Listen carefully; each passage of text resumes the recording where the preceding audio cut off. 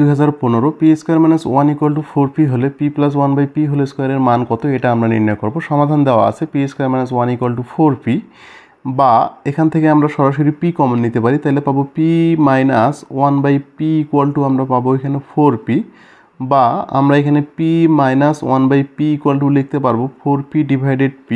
তো এই p যদি আমরা বাদ দিই তাহলে অতএব p minus 1 by p equal to আমরা লিখতে পারবো 4।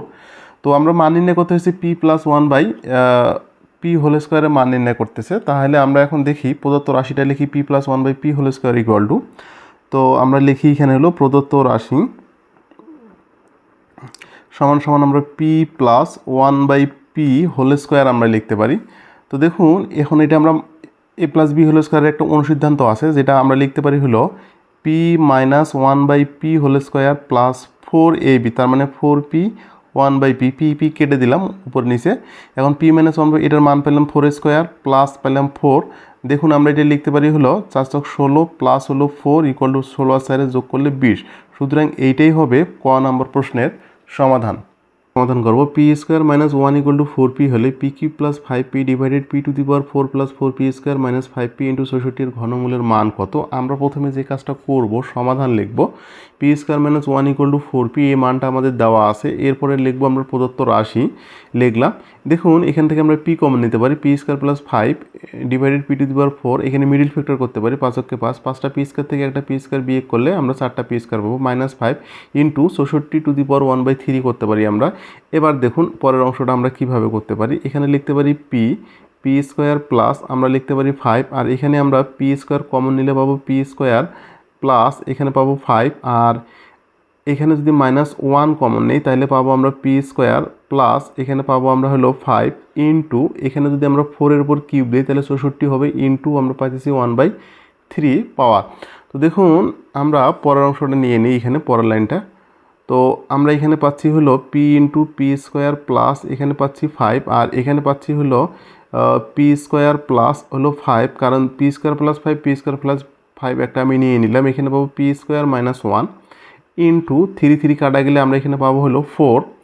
এরপর অংশটা দেখুন, তো এখানে দেখুন p স্কোয়ার প্লাস 5 আর p স্কোয়ার প্লাস 5 মিল আছে, তার মানে উপরে পেলাম p আর নিচে পেলাম কত p স্কোয়ার মাইনাস 1 ইন্টু পেলাম কিন্তু 4। এবার দেখুন p স্কোয়ার, এখানে দেখুন আমাদের কিন্তু p এর কিন্তু একটা মান আছে, সরি p স্কোয়ার মাইনাস 1 এর মান আছে হলো 4p। সুতরাং আমরা এখানে p স্কোয়ার মাইনাস 1 এর মানটা এখানে সেট করে দিতে পারি, তাহলে p বাই এখানে পাচ্ছি আমরা হলো 4p ইন্টু পাচ্ছি 4। দেখুন এই 4 কেটে দিলাম, এই p কেটে দিলাম, তাহলে ইকুয়াল টু আমি কত পেলাম, অবভিয়াসলি 1 পেলাম। সুতরাং এই প্রশ্নটার অ্যান্সার হচ্ছে আমাদের হলো 1।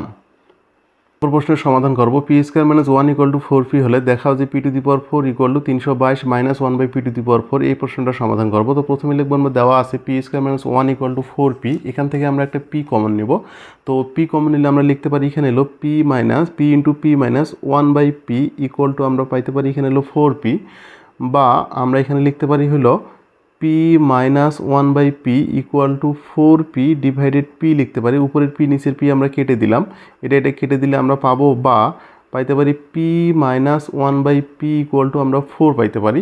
এখন আমরা উভয় দিকে বর্গ করে পাই, তাহলে বর্গ যদি করি তাহলে আমরা পাবো হলো p minus 1 by p whole square equal to 4-এর উপর স্কোয়ার পাবো আমরা, বা আমরা এখানে লিখতে পারি হলো a minus b whole square সূত্র, তাহলে স্কোয়ার মাইনাস সূত্রের 2ab, তাহলে p into 1 by p plus হলো 1 by p whole square equal to আমরা 416 পাইতে পারি, বা আমরা এটা লিখতে পারি হলো p স্কোয়ার এই p কেটে দিলাম মাইনাস 2 ইকুয়াল টু পাইতে পারি 1 by p square equal to পাইতে পারি আমরা এখানে 16, বা আমরা লিখতে পারি p square plus 1 by p square equal to পাইতে পারি আমরা এখানে 16, এই মাইনাস ওই পাশে প্লাস হয়ে গেল 2। এরপরে দেখুন বা আমরা লিখতে পারি p square plus 1 by p square equal to 16 আর 2 যোগ করলে আমরা পাবো হলো 18। এখন আমরা উভয় দিকে আবার একটু বর্গ করে পাই, তাহলে লিখতে পারি হলো p square plus 1 by p square whole square equal to 18-এর উপর স্কোয়ার, নিচে আমরা a প্লাস b হোল স্কোয়ারের সূত্র কল্পনা করতে পারি, তাহলে p square whole square plus সূত্রের 2ab, তাহলে 1 বাই p স্কোয়ার। এখন দেখুন প্লাস, তাহলে আমরা লিখতে পারি হলো p স্কোয়ার, তাহলে মানে b স্কোয়ার। এরপরে লিখতে পারি 18 যদি আমরা ক্যালকুলেশন করি তাহলে কিন্তু আমরা পাবো হলো 324 পাবো, বা আমরা কিন্তু এখানে লিখতে পারি হলো P to the power 4 plus এখানে লিখতে পারি 2a কেটে গেল এটা, এরপরে লিখতে পারি হলো এখানে আমাদের আরেকটা স্কোয়ার দিতে হবে, তাহলে আমরা পাবো হলো 1/p to the power 4 equal to আমরা পাবো হলো 324, বা এটাকে একটু সাজিয়ে লিখলে পাবো P to the power equal to, এবার দেখুন আমরা 324 এই টুটা ওই পাশে আমরা পার করে দিতে পারি, তাহলে পেলাম 22, আর এখানে পাচ্ছি -1/p টু দি পাওয়ার 4, ওই পাশে পার হয়ে গেলে আমাদের বিয়োগ হবে, তাহলে অতএব আমরা লিখতে পারি হলো P to the power 4 equal two 324 থেকে 2 বিয়োগ করলে আমরা পাবো 322 -1/p টু দি পাওয়ার 4। সুতরাং এইটাই শেষে আমাদের প্রশ্নের মধ্যে P to the power 4 equal to 322 -1/p to the power 4, বা আমরা এটা দিতে পারি, তাহলে অতএব আমরা লিখতে পারি রাইট সাইড ইকুয়াল টু বা সমান সমান রাইট সাইড ইকুয়াল টু আমরা এখানে লিখতে পারি হলো প্রুফড। এই ছিল আমাদের এই প্রশ্নের সমাধান।